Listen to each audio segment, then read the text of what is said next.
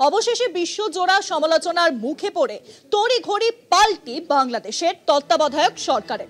24 ঘন্টার মধ্যে ফিরিয়ে দেওয়া হলো শেখ মুজিবুর রহমানের মুক্তিযোদ্ধার স্বীকৃতি, সঙ্গে তার সময়কালের সমস্ত সহযোদ্ধার মুক্তিযোদ্ধার সম্মানও ফিরিয়ে দেওয়া হলো বলে খবর। মুক্তিযোদ্ধা বিষয়ক মন্ত্রণালয়ের উপদেষ্টা ফারুকি আজমের তড়িঘড়ি ঘোষণা। আর এই বিষয়ে আরো বিস্তারিত আপডেট নেব। নিউজরুমের সঙ্গে রয়েছেন আমাদের প্রতিনিধি দুর্গাদাস ভট্টাচার্য। দুর্গাদা, কি জানা যাচ্ছে?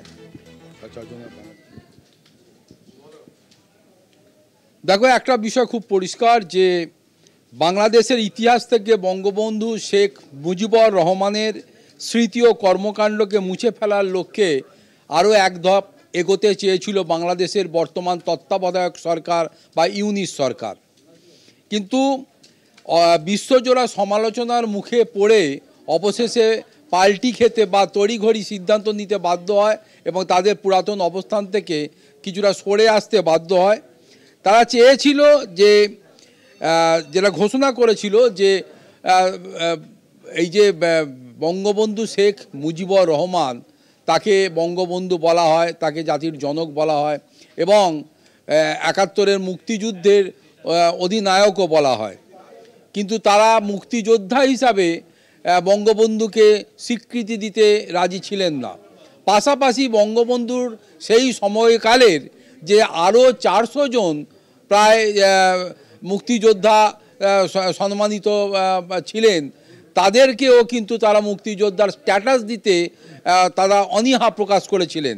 এবং একটা গতকাল রাত্রিরেও একখানা তারা এই মর্মে একটা নোটিশ জারি করেছিলেন, যেখান থেকে তারা বলে দিয়েছিলেন যে এই অন্তর্বর্তী সরকারের পক্ষ থেকে মুক্তিযোদ্ধা বিষয়ক মন্ত্রণালয়ের উপদেষ্টা ফারুকি আজম তড়িঘড়ি একটা যে সার্কুলার জারি করেছিলেন, সেখানে কিন্তু এই স্ট্যাটাস তারা যে আগামী দিনে পাবেন না এবং তারা একটা নতুন সংজ্ঞা দিয়েছিলেন যে কারা কারা এই স্ট্যাটাসের জন্যে উপযোগী।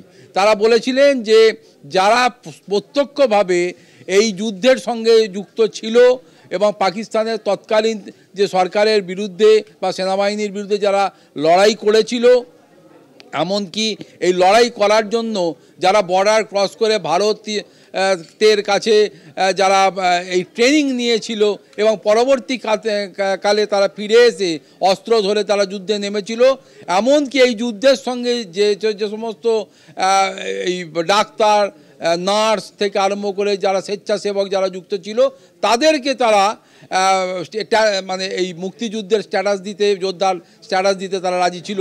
কিন্তু বঙ্গবন্ধুকে নয়, বঙ্গবন্ধুর সহযোগী হিসাবে যে 400 জনের নাম আমরা পাই তাদেরকে নয়।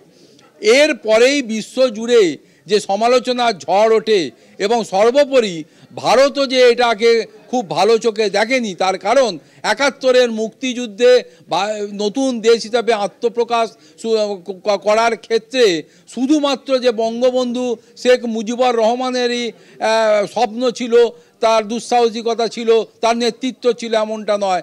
ভারতবর্ষে সেই সময় যদি বঙ্গবন্ধুর পাশে, বাংলাদেশের পাশে না থাকতো, তাহলে আজকের দিনেও তারা নতুন রাষ্ট্র হিসাবে পৃথিবীর বুকে আত্মপ্রকাশ করতে পারত না।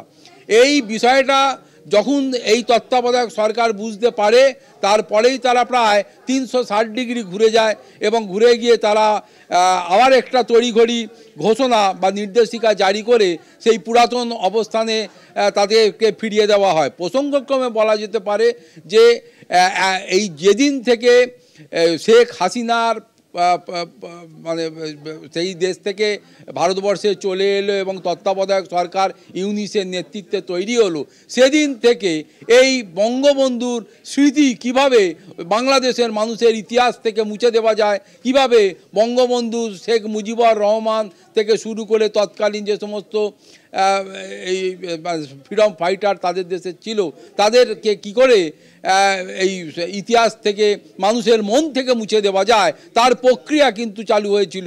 এবং সেই প্রক্রিয়ার অঙ্গ হিসাবে ইতিমধ্যেই বলে রাখা ভালো যে 20, 50 এবং তাদের যে 2000 টাকার নোট থেকে ইতিমধ্যেই বঙ্গবন্ধু শেখ মুজিবুর রহমানের যে ছবি, সেই ছবিও তারা তুলে দিয়েছে।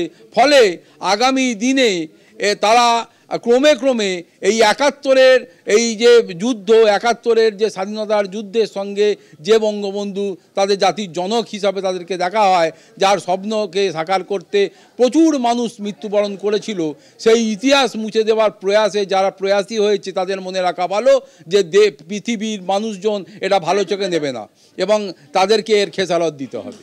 অনেক ধন্যবাদ দুর্গাদা।